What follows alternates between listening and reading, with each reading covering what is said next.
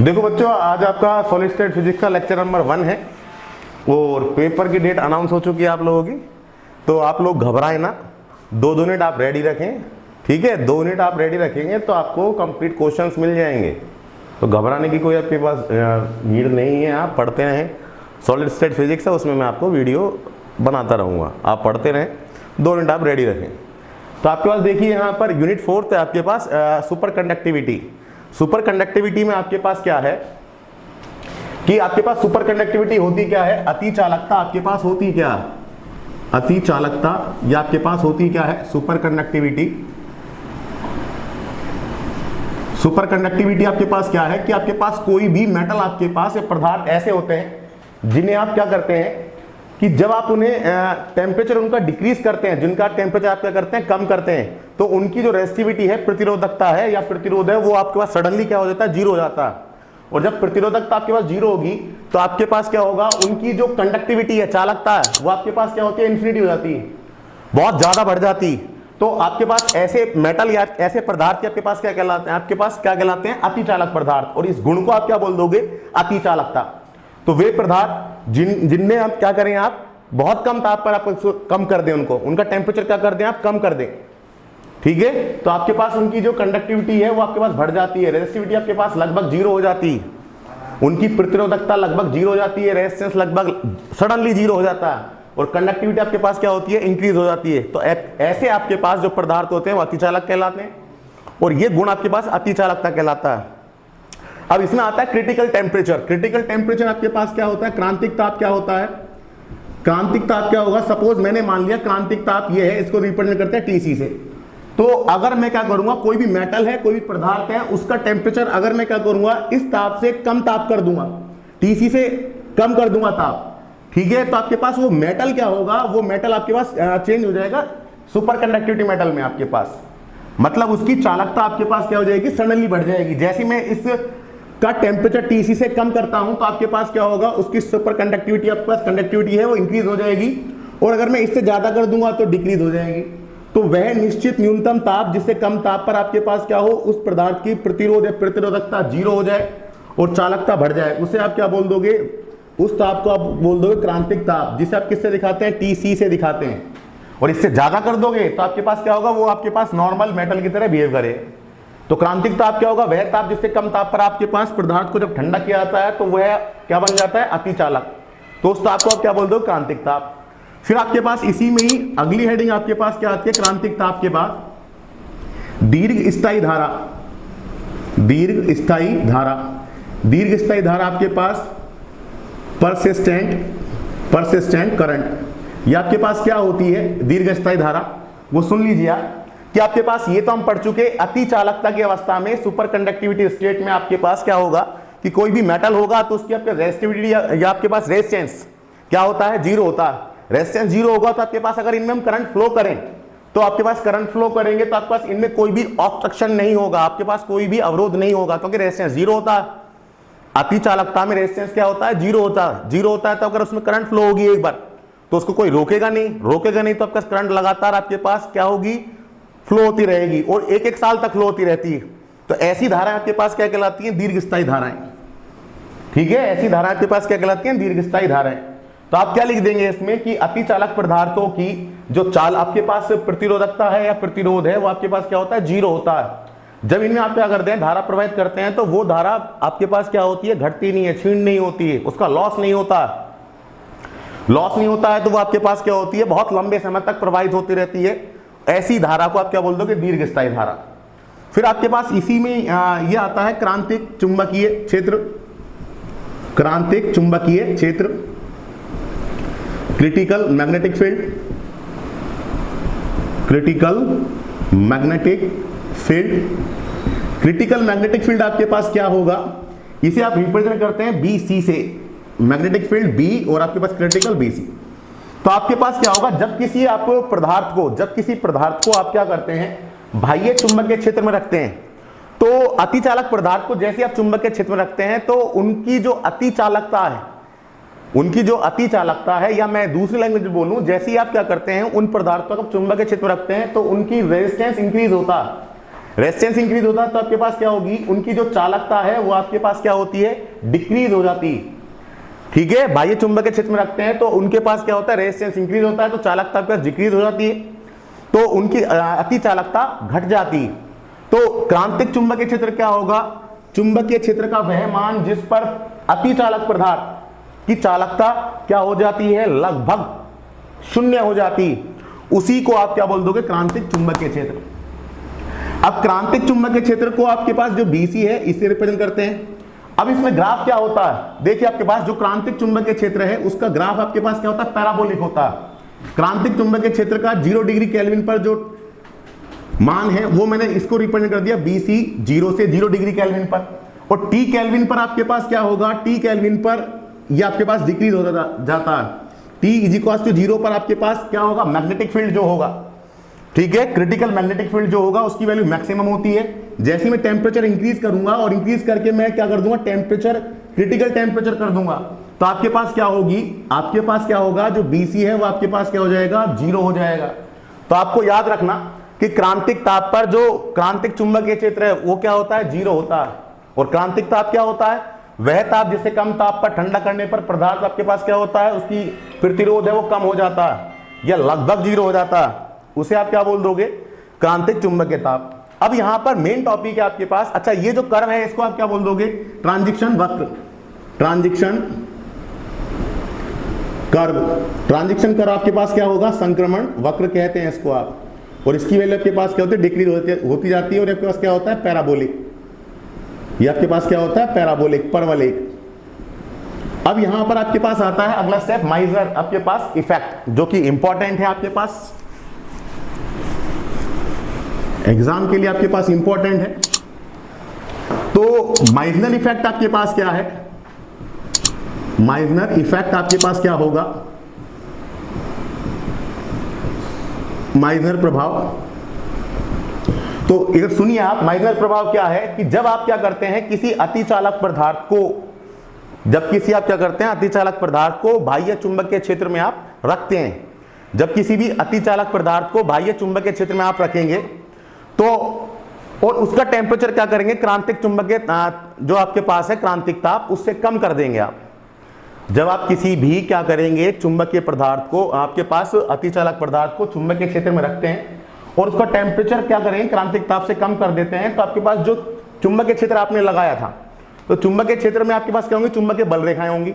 चुंबकीय बल रेखाएं क्या होंगी, उस पदार्थ के अंदर आपके पास पेनिट्रेट नहीं करेंगी, वो अंदर नहीं जाएंगी, वो बाहर ही आपके पास क्या हो जाएंगी, बाहर से ही निकल जाएंगी। मीन कि आपके पास, दोबारा सुन लीजिए मैं क्या बोला, माइजनर इफेक्ट क्या है आपके पास, कि मेरे पास कोई भी ये एक्सटर्नल मैग्नेटिक फील्ड है, इसमें मैंने क्या किया, कोई अतिचालक पदार्थ को रख दिया, अतिचालक पदार्थ को रख दिया, जैसे ये है आपके पास अतिचालक पदार्थ ये है, तो आपके पास क्या होगा, जैसे ही मैं इसका टेम्परेचर क्या करूंगा, क्रांतिक ताप से कम करूंगा, तो आपके पास क्या होगा कि ये बाहर से ही निकल जाएंगी, ये आपके पास क्या होंगी, बाहर से ही निकल जाएंगी। इस प्रभाव को आप क्या बोल दोगे, बाहर से ही निकल जाएंगी। इसका मीन उसके अंदर मैग्नेटिक फील्ड आपका कितना हो जाएगा, 0 हो जाएगा, मैग्नेटिक फील्ड 0 हो जाएगा, या मैग्नेटिक इंडक्शन का आपका कितना हो जाएगा, 0 हो जाएगा। इसी प्रभाव को आप क्या बोल दोगे, माइजनर प्रभाव। मीन आपके पास क्या है, इसका डायग्राम भी बना लेते हैं कि आपके पास क्या है कि ये चुंबकीय पदार्थ आपने लिया, मैग्नेटिक फील्ड आपने लगाया, और टेम्परेचर क्या है आपके पास, T > Tc, ये आपके पास। तो आपके पास क्या होगा, जो मैग्नेटिक लाइन ऑफ फोर्स है वो इसके अंदर नहीं जाएंगी, वो आपके पास बाहर से ही चला जाएंगी, आपके पास ये आपके पास बाहर से ही चली गई, और मैग्नेटिक फील्ड क्या हुआ आपके पास, 0 हुआ। लेकिन जब आप क्या करेंगे, जब आप क्या करेंगे, टेम्परेचर को क्या कर दिया आपने, ये Tc ज्यादा है, T से टेम्परेचर आपके पास क्या हो गया, Tc से कम हो गया, कम हो गया, तो आपके पास magnetic field, magnetic line of force आपके पास क्या होंगी, इसके अंदर पेनिट्रेट कर जाएंगे। अब देखिए इसमें थ्योरी क्या लिखनी है आपको, देखिए कुल मिलाकर माइजनर इफेक्ट क्या है कि जब आप किसी पदार्थ को, अतिचालक पदार्थ को बाह्य चुंबकीय क्षेत्र में रखकर क्रांतिक ताप से कम ताप पर ठंडा करते हैं, तो आपके पास होगा क्या, चुंबकीय बल रेखाएं आपके पास बाहर से विस्थापित हो जाएंगी, अर्थात उसके अंदर चुंबकीय प्रेरण 0 हो जाएगा। इस प्रभाव को ही आप माइजनर प्रभाव कहते हैं। तो देखो आपके पास क्या है कि मैं यहां पर लिख दूं कि यदि मैं जो चुंबकीय क्षेत्र मान रहा हूं, यदि बाह्य चुंबकीय क्षेत्र BA हो, तब कुल टोटल मैग्नेटिक इंडक्शन, तब कुल चुंबकीय प्रेरण। कुल चुंबकीय प्रेरण आपके पास कितना होगा? कुल चुंबकीय प्रेरण को आप B से दिखा दीजिए। B इज इक्वल टू आपके पास, मैं बाहर वाला आपके पास मैग्नेटिक फील्ड लगा रहा हूं BA प्लस आपके पास क्या होगा, जब वो आप बाह्य चुंबकीय क्षेत्र लगाएंगे तो आपका मैग्नेटाइज होगा पदार्थ। मैग्नेटाइज होगा तो उसमें क्या होगी, चुंबकन तीव्रता जो आपके पास वो उत्पन्न होगी, तो वो अपना प्रभाव लगाएगी। और कितना प्रभाव लगाती है आपके पास? Mu not I. मैंने आपको क्लास में बताया हुआ है टोटल मैग्नेटिक इंडक्शन क्या होता है, B is equal to mu naught H plus आपके पास म्यू नॉट आई। तो आई की जगह यहां पर मैं ले रहा हूं M, ये आपके पास हो गया। तो नेट आपके पास ये हो गया मैग्नेटिक इंडक्शन। तो देखो आपके पास यदि T लेस देन TC हो तब आपके पास क्या होता है, B जीरो होता है। B जीरो होता है तो आपके पास इक्वेशन नंबर 1 से आप देख लीजिए, B जीरो रख दीजिए तो BA आपके पास किसके इक्वल आ गया, माइनस का म्यू नॉट M के इक्वल आ गया। अब इसकी आप चुंबकीय प्रवृत्ति निकालते हैं। चुंबकीय प्रवृत्ति निकालेंगे तो आपके पास क्या हो जाएगी, चुंबकीय प्रवृत्ति वो आपके पास क्या होती है, चाई इज इक्वल टू आपके पास एक्सटर्नल जो मैग्नेटिक फील्ड है आपके पास वो कितना है BA, और आपके पास जो कितना मैग्नेटाइज हुआ, चुंबकीय प्रवृत्ति कितनी है वो आपके पास क्या है, म्यू नॉट बाई M। कितना मैग्नेटाइज हुआ आपके पास, तो चाई इज इक्वल टू आपके पास म्यू नॉट बाई M, और BA की वैल्यू किसके इक्वल आ गई, माइनस का म्यू नॉट M। तो आपके पास ये कैंसिल आउट हो गया, चाई इज इक्वल टू -1 आ गया, और चाई इज इक्वल टू -1 आ गया। तो चाई इज इक्वल टू -1 किसके लिए होता है, प्रति चुंबकीय पदार्थों के लिए। तो इस अवस्था में आप क्या लिख दोगे, इस अवस्था में पदार्थ प्रति चुंबकीय पदार्थ की भांति व्यवहार प्रदर्शित करता है, व्यवहार प्रदर्शित करता। ठीक है, और ये आपके पास फॉर्मूला यही होता है, chi is equal to I by H. ये आपके पास क्या होगा, एक्सटर्नल मैग्नेटिक फील्ड वो आपने कितना लगाया BA, तो H की जगह मैंने ले लिया BA। आपके पास कितना मैग्नेटाइज हुआ, चुंबकन तीव्रता क्या है, तो आप क्या कितना इफेक्ट पड़ा, तो म्यू नॉट M इफेक्ट पड़ा। तो फॉर्मूला तो ये बच्चों को ये पता रहता है आई बाई एच, बट मैंने फॉर्मूला यूज ये होगा। तो आपके पास कितना मैग्नेटाइज हुआ वही तो बताता है आपको कितना चुंबक बना। तो कितना चुंबक बना, इसलिए कितना चुंबक बनाया उसको, कितना इफेक्ट पड़ा उसका, म्यू नॉट बाई आपके पास M आ गया उसमें। B ने क्या किया, M प्रोड्यूस किया, और M का कितना effect, mu naught into M। Mu naught क्या आपके पास यहां पर चुंबकीय पारगम्यता निर्वात की, तो यहां पर फॉर्मूला आई बाई एच की जगह आप ये यूज कर लेंगे, सो वैल्यू रखेंगे, आपके पास ये आ गया। अब अगला स्टेप देखिए, डायग्राम भी आपको बनाना होगा इसमें। तो आपने अभी इसमें माइनर इफेक्ट में क्या देखा, माइनर इफेक्ट में आपने ये देखा कि आपके पास जो रेजिस्टिविटी है वो जीरो हो जाती है, रेजिस्टिविटी है इसमें जीरो होती है, और आपके पास B भी क्या होता है, इसमें जीरो होता है। यही तो पढ़ा आपने माइनर इफेक्ट में कि नेट मैग्नेटिक इंडक्शन क्या होगा, आपका जीरो होगा, प्रेरण जीरो होगा, और आपके रेजिस्टिविटी क्या होती है, इलेक्ट्रिक रेजिस्टेंस में जीरो होती है। तो इनको आप कैसे प्रूफ करें, कैसे क्या करें, तो देखो आपके पास ये दोनों प्रूफ होती है मैक्सवेल और ओम के नियम से। तो देखिए आप मैक्सवेल के समीकरण से, मैक्सवेल की जो समीकरण है वो आपके पास क्या है, del cross B del cross E is equal to minus का del B upon del T। ये आपके पास एक ओम का नियम है, E vector is equal to, या E लिख दीजिए आप, E is equal to J upon sigma. ठीक है, ये आपके पास या rho into J 1 upon sigma रो।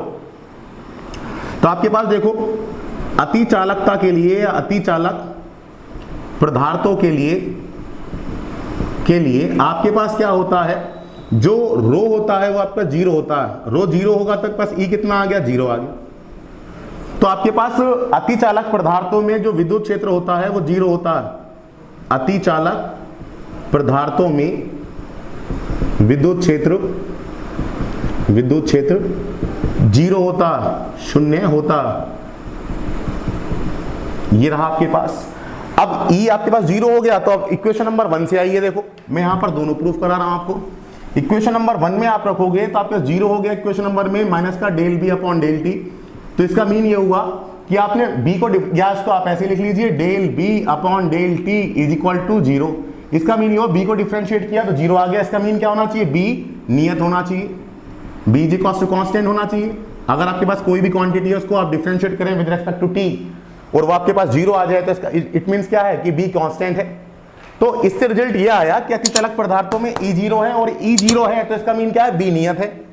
और जबकि आपके पास माइनस इफेक्ट क्या कहता है कि बी नियत नहीं होना चाहिए, बी क्या होना चाहिए आपके पास, जीरो होना चाहिए। तो ये आपके पास क्या है कि दोनों स्वतंत्र घटनाएं इंडिपेंडेंट आपके पास हैं कि ई अलग जीरो होगा, बी अलग जीरो होगा। ठीक है, तो क्या लिख दोगे, अतिचालक, या मैं ऐसे लिख देता हूं इसको, माइजनर प्रभाव में पदार्थ एक नए अतिचालक पदार्थ की भांति व्यवहार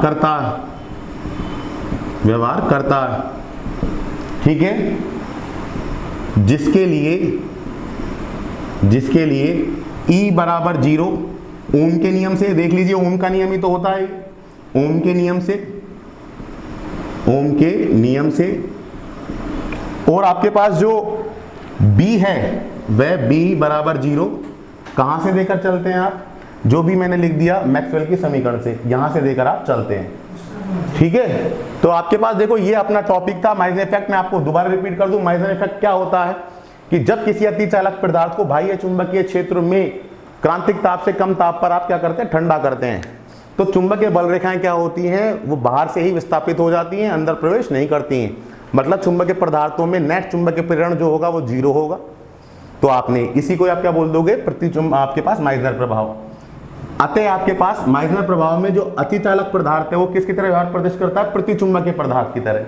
ये प्रूफ करना आपको, तो हमने डायग्राम बनाया, तो हमें पता है आपके पास कि हमने प्रूफ कैसे किया कि आपने क्या ले लिया, टोटल मैग्नेटिक इंडक्शन निकाला, B इज इक्वल टू आपका BA, बाह्य चुंबकीय क्षेत्र माना BA plus mu naught M, कि आपके पास वो मैग्नेटाइज हुआ तो उसका कितना इफेक्ट पड़ा, तो टोटल ऐसे निकाला जाता है BA plus mu naught by M। ये आपको प्रॉब्लम होगी, देखिए आपके पास पदार्थ है, आपने बाह्य चुंबकीय क्षेत्र ये लगाया H, तो आपके पास ये पदार्थ क्या होगा, मैग्नेटाइज होगा। मतलब इसमें आपके पास क्या आ जाएगा, चुंबकीय आघूर्ण आ जाएगा, डाइपोल मोमेंट आ जाएगा, डाइपोल मोमेंट आ जाएगा, तब ये खुद का भी तो इफेक्ट लगाएगा M, कितना इफेक्ट लगाएगा, म्यू नॉट M। तो टोटल कितना हो जाएगा, ये तो बाह्य के लिए BA और इसका कितना हो जाएगा, म्यू नॉट M। बाह्य को मैंने दिखाया BA से।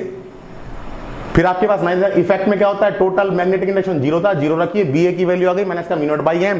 फिर आपने क्या किया, चाई निकाला, चुंबकीय प्रवृत्ति आपके पास क्या होगी, chi is equal to I by H होता है। तो I आपके पास इज इक्वल टू, I क्या है आपके पास, I की जगह M यूज किया है, M का कितना इफेक्ट, कितना मैग्नेटाइज हुआ वो, उसका इफेक्ट कितना है, तो म्यू नॉट बाई M, और आपके पास H कितना आ गया, आपके पास H की जगह लिया है BA की वैल्यू आपने निकाल ली माइनस का म्यू नॉट बाई M, तो वहां के लिए आपके पास चाई इज इक्वल टू माइनस 1 आ गया। और अतिचालक पदार्थों में रो बराबर जीरो होगा, बी बराबर जीरो होगा, ये किस से दिखाएंगे, रो बराबर जीरो ओम के नियम से, बी बराबर जीरो माइनस इफेक्ट से दिखाते हैं। ये कैसे, इस तरह से। और ये दोनों अलग अलग घटनाएं हैं, एक साथ नहीं हो सकती, एक साथ अगर हम लेकर चलें एक साथ होगी, तो आपके पास E इक्वल टू जीरो पर बी नियत आ रहा है, तो आप लिख देंगे दोनों क्या है, दोनों अलग अलग घटनाएं हैं। तो ये बच्चों आपके पास माइजनर इफेक्ट है, और आप इसमें लगातार पढ़ते रहिए।